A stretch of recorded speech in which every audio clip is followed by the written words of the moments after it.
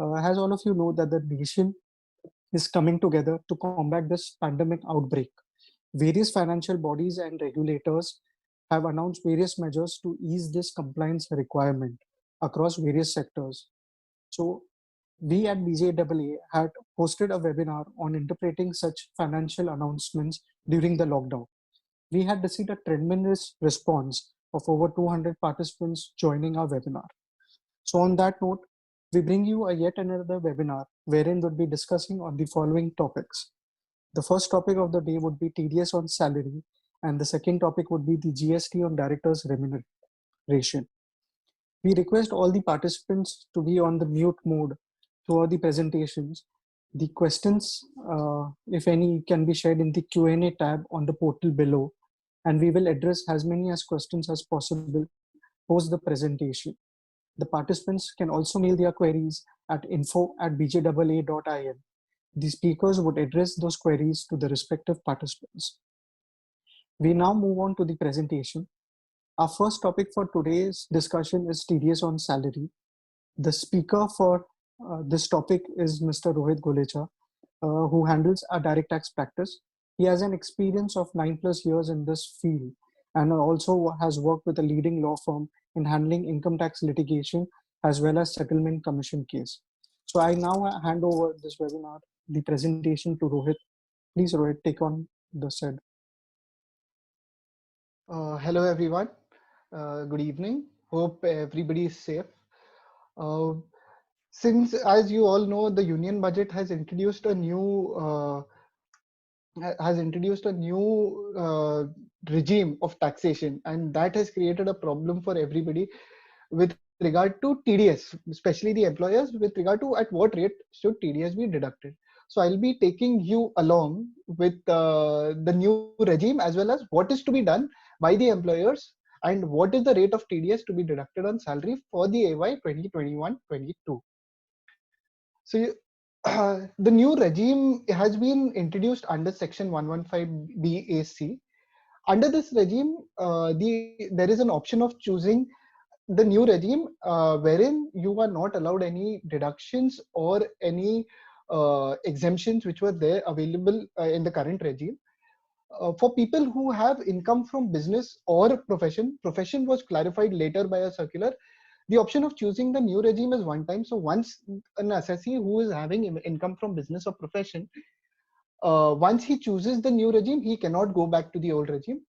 Whereas in any other case, the assessee can analyze and opt for either of the regime for every assessment year. So wherever his tax outgo is a little less, he may always opt for either of the regime.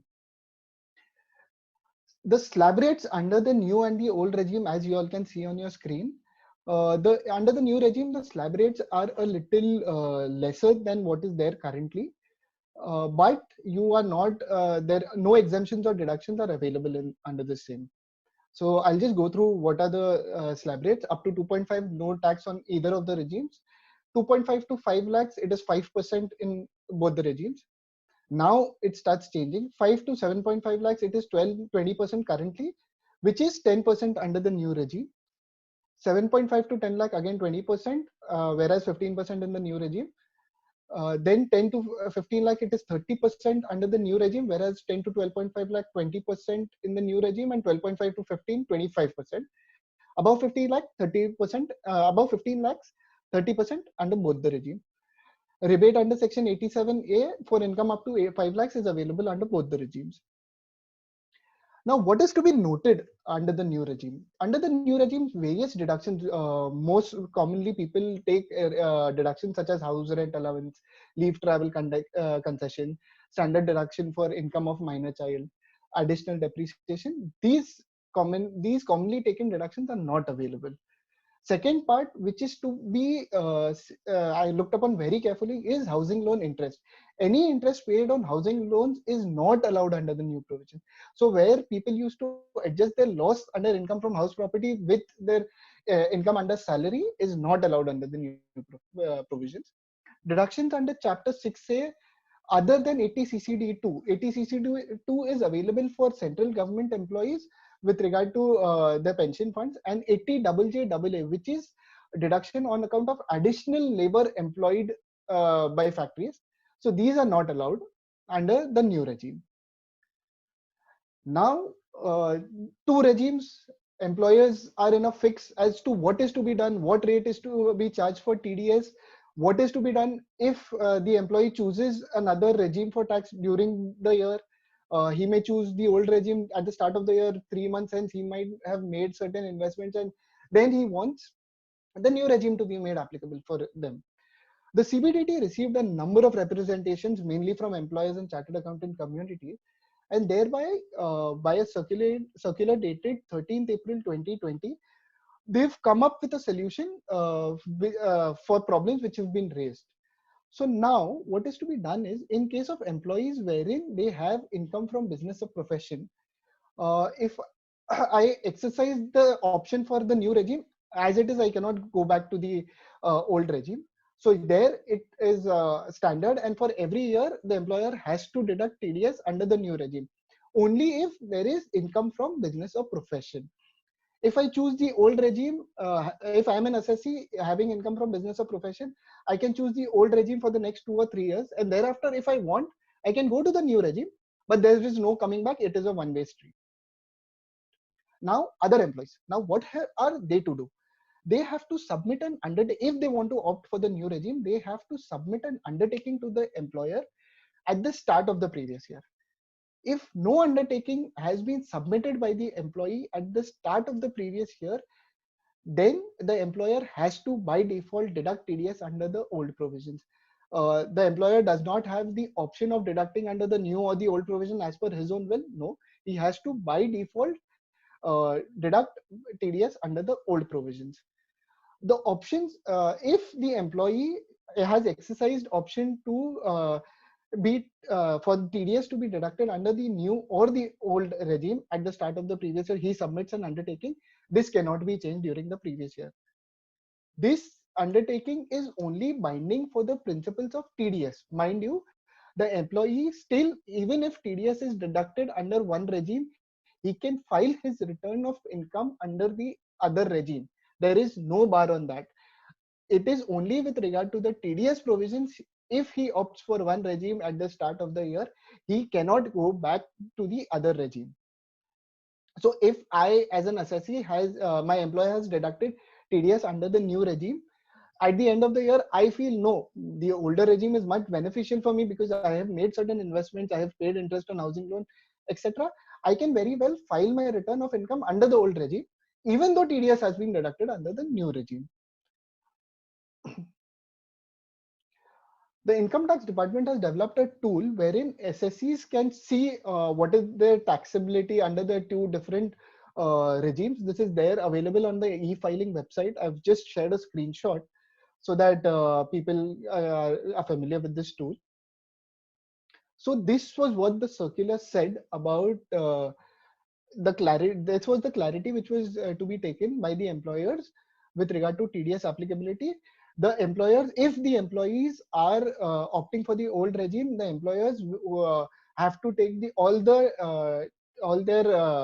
representation. Oh, sorry, the employers have to take all the proofs with regard to deductions claimed by the assessees, which is still compulsory if the employee is opting for TDS deductions under the old regime. Thank you. We'll just move to a few Q&As which I feel were relevant and which have been asked to me by a lot of people. If I am a salaried employee having income from business and he can choose a regime other than the one opted while deducting for TDS in the first year. Yes, I just mentioned that he can choose another regime, but once he has chosen the new regime in any year, he cannot go back to the old regime because he's got income from business and profession. What if the employee does not give an undertaking with regard to the regime on the basis of which TDS is to be calculated? In this case, TDS is always to be deducted by following the old regime. The employer cannot deduct TDS under the new regime. This was it with regard to TDS on salary, guys. I am so over to you, Rahul.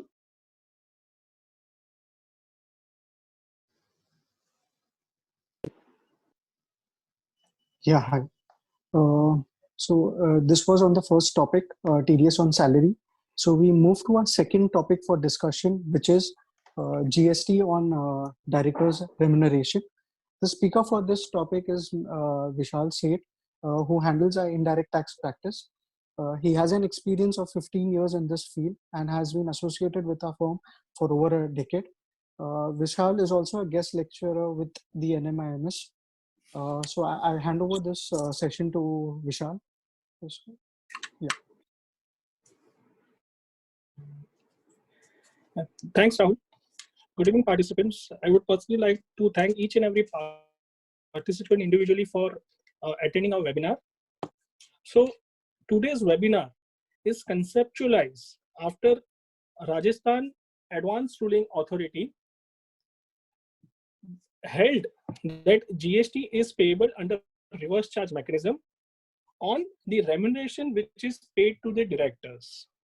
So in this webinar, we have discussed what do you mean by advanced ruling, what is authority of advanced ruling, what is reverse charge mechanism, and we have analyzed the provision pertaining to remuneration which has been paid to the directors in detail. So moving on to our first slide is what do you mean by authority of advanced ruling? What is the objective of the advanced ruling? To whom the advanced ruling is applicable? So authority of advanced ruling, which is commonly known as AAR, is a body which delivers advanced ruling. The objective of an advance ruling is to provide tax liability in advance for activity which is proposed to be undertaken. It also helps in attracting foreign direct investment. Third is it reduces litigation, but personally I'm of the view that it has, in the GST regime, it has increased litigation. Under GST regime, we have come across many AARs, which no doubt have increased the litigation, and in past government was compelled to change the act retrospectively on the basis of AR which has been against the applicant. To our experience, like we all know that advance ruling 80% of the times is in favor of the revenue. So I don't agree to a larger extent to this objective. And the last objective is to provide ruling in a transparent and at very nominal charges. Second, to whom the advance ruling is applicable. It is binding on the applicant and on its jurisdictional officer. Any of the above parties who are aggrieved by the ruling can file an appeal with the appellant authority of advance ruling, which is commonly known as AAR. To summarize, advance ruling is not applicable to similar placed other taxable person in the state. So in this webinar, we will be discussing advance ruling which has been issued by the Rajasthan Appellant Authority in case of Claycraft. So let me give you an example. If the Claycraft is registered under GST in two states, like say for example in the state of Maharashtra and in the state of Rajasthan, and a similar type of activities is being conducted by the applicant in both these states. So whether the advance ruling decided against the SSC in the state of Rajasthan, can we say that it is applicable in the state of Maharashtra? To which clear-cut answer is no. It is only registration-wise, application-wise. Under GST, we all know that we have to get registration under every state, and each and every state for the purpose of GST is treated as a separate legal entity itself. So it is limited only to the person who has applied advance ruling and no one else. Moving on to the next slide. Since our today's topic revolves around the reverse charge mechanism, I have highlighted the difference between two charges under GST. First charge is forward charge and the second charge is reverse charge. What do you mean by forward charge and reverse charge? So forward charge is a mechanism where the supplier of goods or service is liable to pay tax. That liability obviously is on the supplier of goods in or service in case of forward charge. And in case of reverse charge is a mode of collecting tax on supplier of goods or service where the receiver of goods or service is liable to pay tax directly to the government. He need not pay to the supplier of the goods, he will directly pay to the government. Coming to the registration part, under forward charge, registration is required only when the supplier meets the threshold limit. However, barring few exceptions, under reverse charge, there is no threshold for the registration. You have to get yourself registered once you're liable to pay tax under reverse charge mechanism. Who is the supplier under forward charge? A supplier has to be a registered supplier, which means unregistered supplier cannot collect tax. Whereas in case of reverse charge, a supplier can also be registered. I'll give you an example wherein by notification, security services are also covered under reverse charge mechanism. So a supplier of security services is registered as well as the recipient is registered. However, since the taxability is on the recipient, the receiver needs to pay tax and not the supplier, even if the supplier is registered. And lastly, whether a recipient should be registered or unregistered under forward charge. A recipient can be registered as well as unregistered in case of forward charge. And in case of reverse charge, as we all know, recipient, as we previously discussed, he has to get himself registered with the authorities. Next. Next slide. So this is the advanced ruling for which we have undertaken this webinar. I have briefly listed down the facts and the conclusion. So Claycraft is a company which is registered in the state of Maharashtra and is into the manufacturing activity. Company's board of directors consists of 6 directors. Each director are performing their duties as required by the board of directors.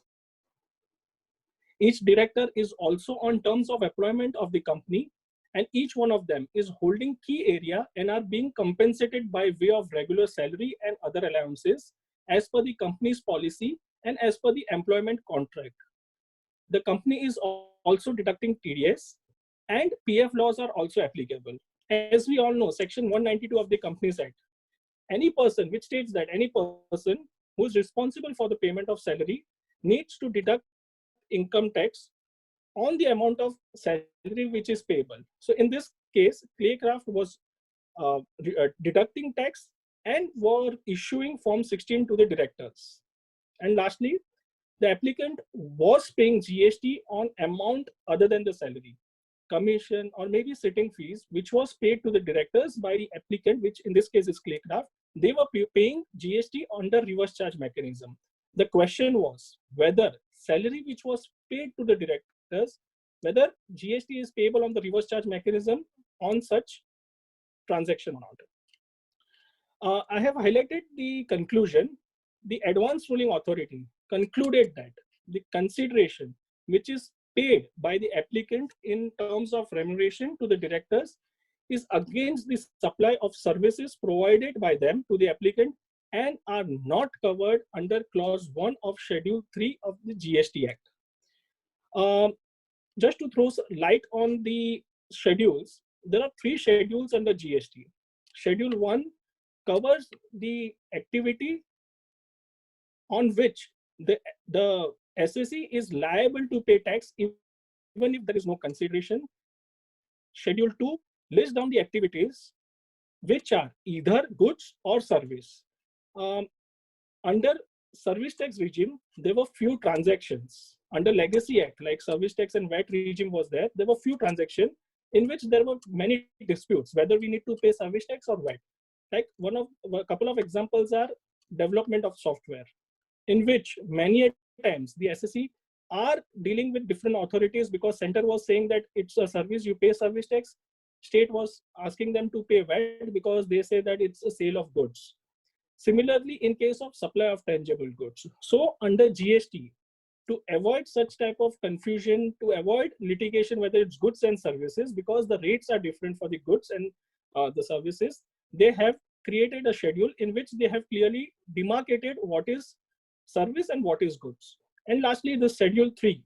Schedule 3 is the list of activity which is neither treated as supply of goods or service, and it is not taxable. So the conclusion was that they say that advanced ruling authority said that directors are not the employee of the company. They have concluded the same without taking into the submissions given by the applicant. As we have mentioned in the facts, all the detailed submissions were made by the applicant. but they have not decided and they have not analyzed, and they just directly concluded that the directors are not the employee of the company. Moving on to the next slide, they stated that the consideration, this was the conclusion, final conclusion, the consideration paid to the director by the applicant company will attract GST under reverse charge mechanism, as it is covered under entry 6 of notification 13 of 2017. The relevant portion of the notification is been listed below. Serial number 6 states what is the category of supply of service. So services which are supplied by the director of a company to the said company is a category of supply. Who is the supplier? A supplier is a director, and who is the recipient? The company. So they have stated that consideration paid to the director is taxable as per this notification. They have not analyzed whether they are drawing remuneration as an employer, as an employee, or what. So they have directly concluded based on this notification, you are liable to pay tax. Surprisingly, before this Claycraft, a similar view was taken by Karnataka AAR in case of Alcon Consulting Engineers India Private Limited. In that also, the authority had observed that the services which is provided by the director to the company are not covered under Schedule 3, as director is not the employee of the company. So basically, it revolves down that director are not the employee of the company and you need to pay tax. Next slide. The confusion on GST is payable under reverse charge mechanism on director remuneration has arisen because of these two ARs. One is Claycraft and the other one is Alcon Consulting. This advance ruling states that the remuneration which is paid to the director of the applicant company is liable to tax under reverse charge mechanism. Both of this ruling had created very chaos in the minds of the directors and key management person of the companies. Though the ruling does not provide a detailed reasoning for the applicability on the same, one needs to consider various situations, scenarios, act, law in order to apply such a proposition for taxability under the reverse charge mechanism. Under both the ARs, the question put forward was whether the company is liable to pay under reverse charge mechanism or not. They should have put the question whether this is taxable or not, and then put the question whether RCM is applicable. But under both the situation, it was directly questioned whether RCM is applicable. Moving on to the next is our analysis on the subject matter. We have analyzed in detail various type of transactions with the directors. So before we move on the analysis, let us go through the charging section under GST. Like we all know, every act has got a charging section, and we have in the previous slide we have noted like what is forward charge and what is reverse charge. Section 7 of the Act, GST Act, is a charging section for the forward charge. So supply includes 1, all form of supply of goods or services or both, such as sale, transfer, barter, exchange, license, or disposal made or agreed to be made for a consideration by a person in course or furtherance of the business. B, import of services for a consideration whether or not in course or furtherance of the business. And C is the activity specified in Schedule 1. We have analyzed 3 schedules. So activity under Schedule 1, even if it is without consideration, you have to pay tax because the schedule also mentioned and the charging section also mentions the same. However, there's an exclusion under supply definition. What it excludes is the transaction specified in Schedule 3, activities or transaction undertaken by the government and the government authorities. So this is the gist of the charging section under forward charge. Coming to reverse charge, GST have created a charging section for reverse charge transaction as well. So the charging section for reverse charge transactions are 9.3. So 9.3 states that under this section, the government have notified specified categories of supply of goods or services or both, on which the tax is the tax liability is on the reverse charge mechanism is on the recipient, to which notification has been notified, which states that GST needs to be paid on prescribed goods or services. Next slide. Further, to add, as we have seen in the definition of the supply that it excludes transaction the transaction in Schedule 3 has been excluded. I have highlighted the important entry of that schedule.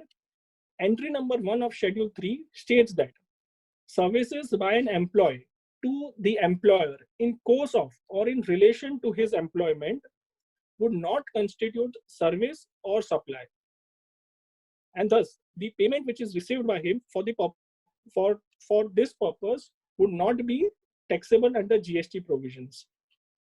So accordingly, if any services are provided by an employee to the employer in course of the employment, GST would not be attracted either under forward charge or under reverse charge.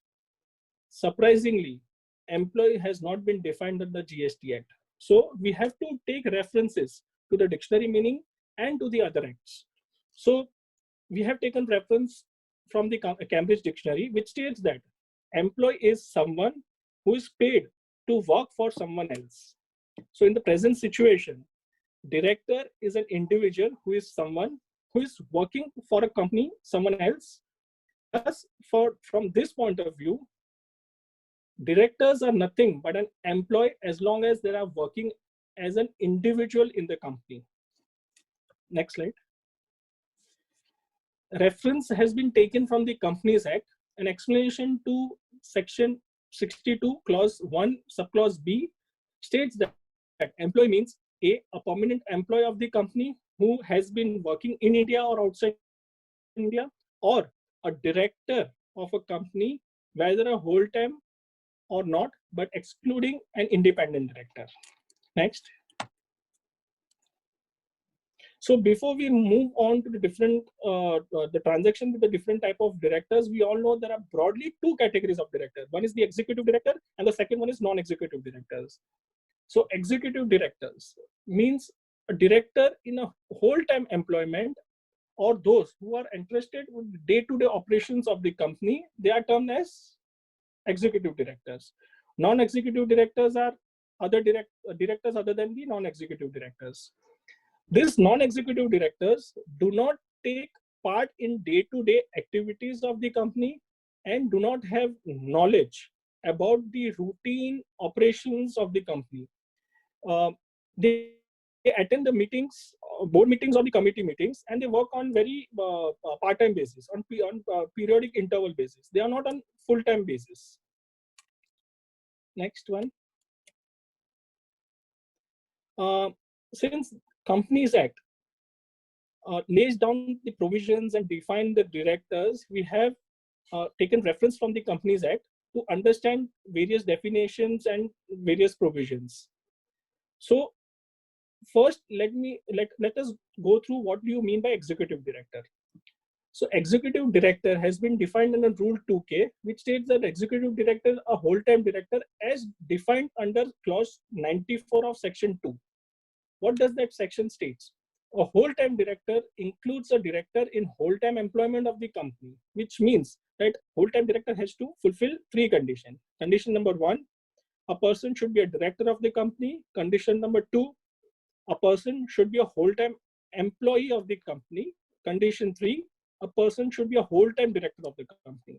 In simple words, a person who is a director plus a whole-time employee of the company indirectly shall be considered as executive director from the above mentioned provisions. One can opine a whole-time director shall be considered as an executive director. Next. So now coming to the question whether a whole-time director is an employee or not. So we have taken references from various cases, case laws. In this case, to answer this, whether a whole-time director is an employee or not, the Honorable Tribunal, in case of Maitan Alloy, observed that. I am reading the gist of the case law. Tribunal have observed that. Tribunal further finds that the position of a whole-time director is a position of significance under the Companies Act. Moreover, a whole-time director is considered and recognized as a key managerial person who is an officer in default for any violation or non-compliance of the provisions of the Companies Act. Thus, in the view of Tribunal, The whole-time director is essentially an employee of the company, and accordingly, whatever remuneration is being paid in conformity with the provisions of the Companies Act is pursuant to employer-employee relation, and the mere fact that the whole-time director is compensated by way of variable pay will not in any manner alter or dilute the position of an employer-employee status between the company and the whole-time director. Tribunal is convinced that when the very provisions of the Companies Act makes a whole-time director responsible for the default or offense, it may lead to a conclusion that those directors are employee of the company. So to answer the question whether whole-time director is an employee, yes, he is an employee of the company. Next one. We have taken references from other acts like Employee Provident Fund and Miscellaneous Provision to understand what an employee means. So this act defines employee as a person employed for wages, B, get wages directly or indirectly from the employer, C, includes a person, 1, employed by or through a contractor in or in connection with the work of establishment, C2, engaged as an apprentice, not being an apprentice engaged under the said act or under the standing orders of the establishment. Thus, whole-time director of a company are appointed by the board of directors in the company and are given various responsibilities, thereby bringing them under the definition of an employee. We have, next slide, we have also analyzed the employee definition under Provident Fund Scheme, which states that employee means a person appointed to or born on a cadre of the staff of the corporation other than the person on deputation.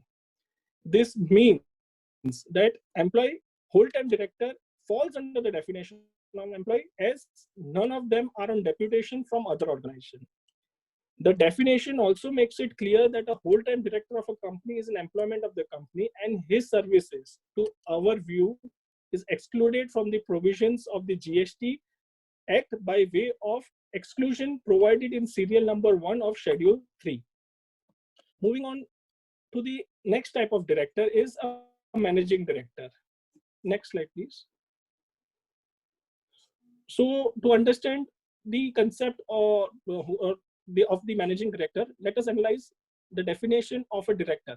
Director means a director appointed to the board of company, and managing director means a director who, by virtue of articles of the company or an agreement with the company, or a resolution passed in its general meeting or by its board of director, is entrusted with substantial power of the management of the affairs of the company, and includes a director occupying the position of a managing director by whatever name called.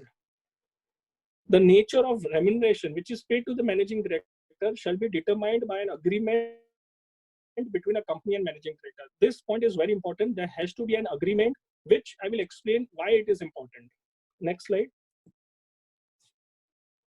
So to answer whether a managing director is an employee, we have referred various cases.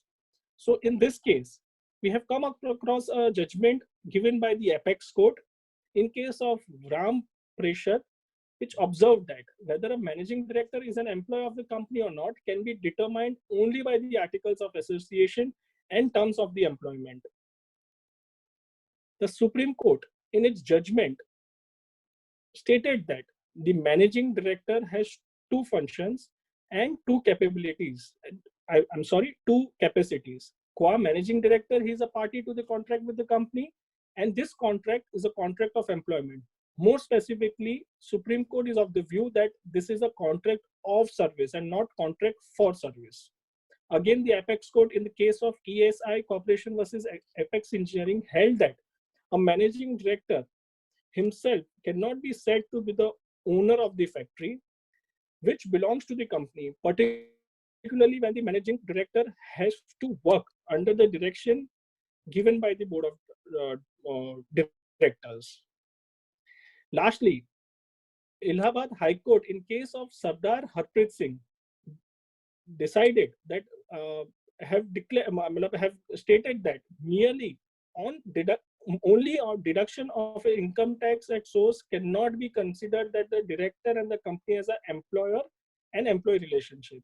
It is the agreement between the employer and the director which will reveal the exact relationship. So as mentioned in the previous slide, the agreement between the managing director and the company has to be in place, and categorically it should be written that he is an employee of the company. Next slide. Coming to the third category of director is independent directors. Independent directors are the directors who are not being a managing director or whole-time director. The selection is being done by the board. They have to pass or clear some examination as specified by the Ministry of Corporate Affairs. They shall possess appropriate skill, experience, and knowledge in one or more areas of finance, law, management, sales, marketing, administration, research, corporate governance, technical operation, or other disciplines related to the company's business. Thus, independent director do not work under the control or supervision of the company. So from the above, it can be inferred that independent directors cannot be an employee of the company. Next. Before we have already discussed like who are the employees, and references has been taken from the various cases. Before we move on to the short conclusion, let us analyze few provisions from the Companies Act. As per Section 2, Clause 78 of the Companies Act, remuneration means any money or its equivalent given or passed to any person for services rendered by him, and includes perquisite as defined under the Companies Act. Section 197, read with Schedule 5 of the Companies Act, contains the provision for the computation and payment of the director's remuneration. Further, payment of sitting fees. Directors other than the whole-time directors and managing directors who work only on part-time basis. These directors are non-executive directors. Normally, they attend board meeting or committee meeting. This director get fees for attending both the meetings. But a managing director who is a whole-time or a whole-time director who is getting a regular remuneration may not be entitled for sitting fees. The above relation being established and understood, we now discuss GST implication on remuneration received by various above categories. Next slide. So, independent director. I have stated that independent directors are directors who are not related to the owners or person having influential stakes in the company, and thus they are at par with directors. They draw sitting fees and other remuneration for attending meetings of the board or committee. Thus, sitting fees, commissions shall be exigible to GST, and company shall be liable to pay GST under reverse charge mechanism on sitting fees and the commission which are being paid to the independent directors. Second, director other than independent director, whole-time or managing director. Since a person is in capacity of director who is not an employee of the company, any remuneration which is received by such person shall be liable under GST regime. Thus, sitting fees, commission, ESOP, all this thing will be liable to GST, and the company has to pay GST and the reverse charge mechanism. Whole-time director. Whole-time director are specifically in an employee relationship, and thus their remuneration are in nature of the salary and are hence outside the ambit of the levy of GST. Further, MCA indirectly clarified that remuneration of whole-time directors of the company are not exigible to the service tax akin to GST in the present scenario. In the case of PCM Cements Concrete Private Limited versus CCE Siliguri, this is a citation which I have mentioned. Next slide. Last, managing director. As stated in the previous slide, the agreement between the company and managing director should be crystal clear. If that being the case, the treatment to be accorded to the receipt of the managing director shall be determined after review of its agreement. If the agreement is in terms of employment, no GST shall be payable. So this is a short analysis of different types of remuneration, fees, commission which is paid to different types of directors. We have also analyzed certain case laws which are from service tax regime. The reason being, under service tax regime also, there was a concept of reverse charge mechanism. And the notification under service tax and the notification under GST pertaining to the services supplied by the director are word to word same. There's no single change from the wordings in the notification which was given under the service tax regime and under GST regime. So one can take references to the old act if at all the show cause notice has been issued to you. In the first case, we have highlighted Mumbai Tribunal, Mumbai Sestat, in the case of Allied Blenders and Distillers Private Limited has held that what the particular key para from the order has been highlighted.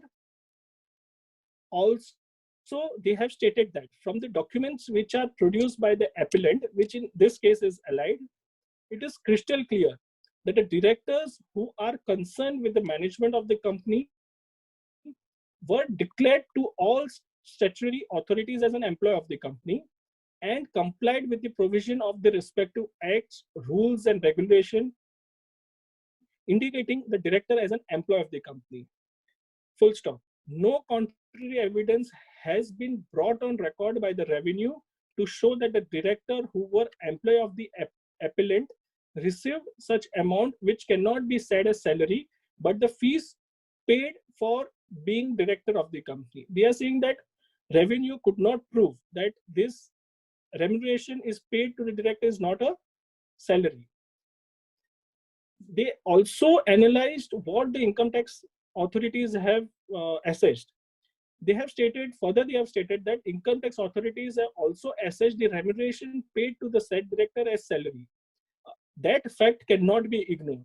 So, Service Tax Sestat Tribunal also referred the income tax assessment orders. However, they have stated, however, if it is for the engagement other than an employee, his service shall be a taxable supply and tax shall be applicable to it. Similar observation were upheld in the case of Brum Alloy versus Commissioner of GST. Next slide. Few more judgments I have analyzed. Obviously, the first one I have discussed. The second one, NRB Industrial Bearing versus CCE, in which a similar view has been taken in this case as well. In this case, a person was appointed as a managing director and salary was paid as per the memorandum and articles.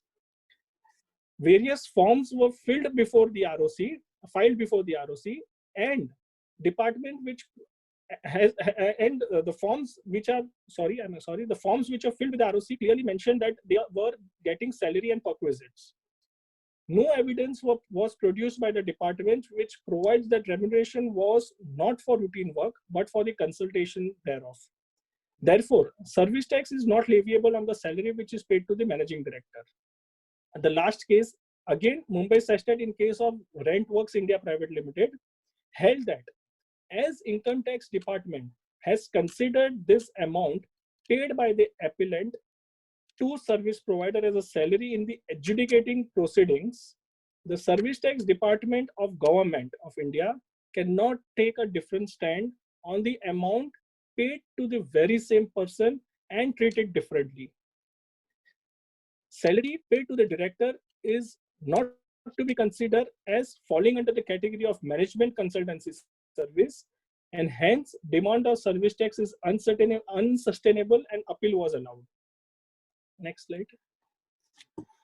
To conclude with, based on the principles and jurisprudence cited above under the Companies Act, Income Tax Act and erstwhile service tax regime, it can be concluded that the consideration, except sitting fees or maybe commission, which is being paid to the directors engaged in the whole time employment with the company, will be treated as a part of the salary and will be excluded from the ambit of GST.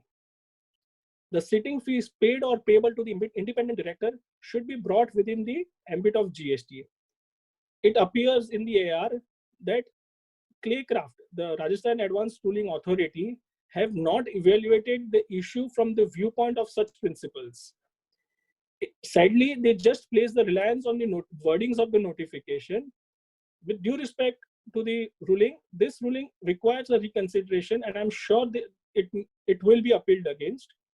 Taxability of the director's remuneration under GST should be determined on the basis of the fact whether director is involved in the routine work of management or not. Further, GST department also have issued us a clarification on July 10, 2017, which state that it is pertaining to point out that the service by an employee to the employer in course of or in relation to his employment is outside the scope of GST. Next slide. We have summarized the findings in the previous slide through a flow chart, wherein we have to analyze whether remuneration paid to the director. So we have to see the payment is done to the independent director or non-executive director. If payment is not made to them, check whether the remuneration is paid to managing whole-time director or executive director. Then we need to check whether the remuneration is in terms of employment or not. If it is in terms of employment, GST is not applicable. And on the other hand, if the payment is made to independent and non-executive director, GST is payable under reverse charge mechanism. So this is the short summary of the cases what we have analyzed in the preceding slides in the webinar. And lastly, the next slide, please. Lastly, I would just like to highlight like our firm Bansi Jain Associates last year has assisted a leading cigarette manufacturer brand Messrs. Golden Tobacco Limited for application of an advance ruling in the state of Maharashtra. The issue was the applicant is a seller of cigarettes and intends to offer extra quantity of cigarettes in addition to the normal quantity against the same consideration as a taxable supply to his distributor from the depot. The outcome was it is in favor of the applicant, and department accepted that ruling and no appeal was filed. Just to summarize, like whenever we apply for an advance ruling, our question to the authorities and our submissions should be elaborated and in detail, because they have to come out with a decision which should have a justice of the decisions. So each and every cases in respect of the director should be analyzed independently. Whatever we have mentioned is a standardized practice. You cannot blindly follow in each and every case. We have to analyze whether a particular remuneration which is given to a particular director, a whole-time managing director, is in terms with the agreement, employment agreement. We have to check all that stuff. Thank you, Rahul.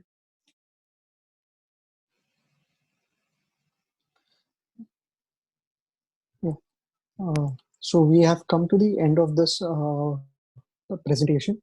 We'll now move to the Q&A section. So the first question pertains to the TDS on salaries. So the question that was asked by the participant was, does the new regime has provision for tax retention for Divyangyan employees or physical challenge employees, whether the 80U existing in old regime exists in the new regime? Thank you, Rahul. No deductions apart from under section 80 CCD2 and 80 JJAA are available. So deductions with regard to Divyang employee which were available under section 80U and 80UA, I guess, are not available under the new regime. I think that satisfies the question. Next one. The next question is, in most of the cases of higher income about 10 lakhs, which can be the best option you can suggest for tax saving purpose? Please explain. With regard, there is no thumb rule as such with regard to such taxation under the new or the old regime. You would first have to look at what are the deductions which the employee is claiming and what are the deductions he is claiming. Only then can you actually analyze in which case scenario would the tax be lower. So there is no clear cut. I cannot suggest a clear cut distinction that tax above a certain level of income, tax would be lower under this regime or that regime. The next question that was asked by the participant is, when it means business or profession, will it consider only salary income? TDS, which is required to be deducted by the employer, is only on salaried income. With regard to business and profession, the section only mentions that if you have income from business or profession and you're also getting salary, the option of exercising the taxation under the new regime is one time. So once I opt for taxation under the new regime, I cannot go back to the old regime. So with regard to TDS, there is no TDS would be deducted on his business income. Only TDS would be deducted on his salary income.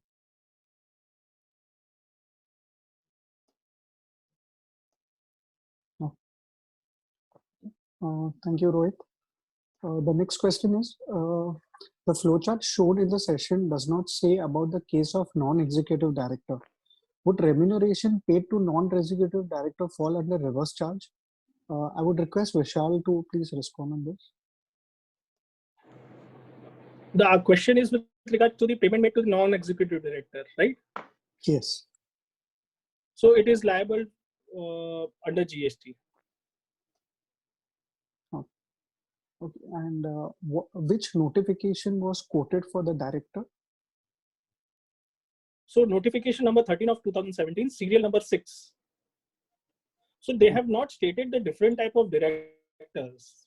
They have just said that services supplied by a director is liable to be taxed under reverse charge. We have analyzed from the various act, from the case laws, with regards whether a director can be treated as an employee. But in the question comes that the present question, whether non-executive director payment will be covered under reverse charge, the answer will be yes, because non-executive director is not an employee of the company. The next question is for Rohit. How can an employer manage if salaried employee flicks between the regimes frequently? With regard to this, the thing is, see, the CBDT circular clearly states that at the start of the year, the employee has to opt for a regime, and he cannot change that during the year.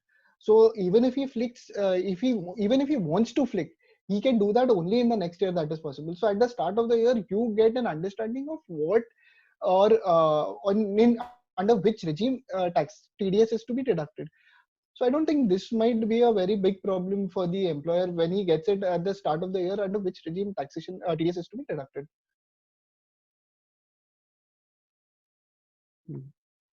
Thank you, Rohit. So this brings to the end of our webinar. If the participants wants to put on more questions, they can put it under our email address, that is info@bjaa.in. We thank you each and every participant for their participation in this webinar. We would also be sharing this presentation on your email IDs and also on our LinkedIn profile. We again urge you to be safe and stay at home and fight with this COVID pandemic. Thank you everyone. Thank you.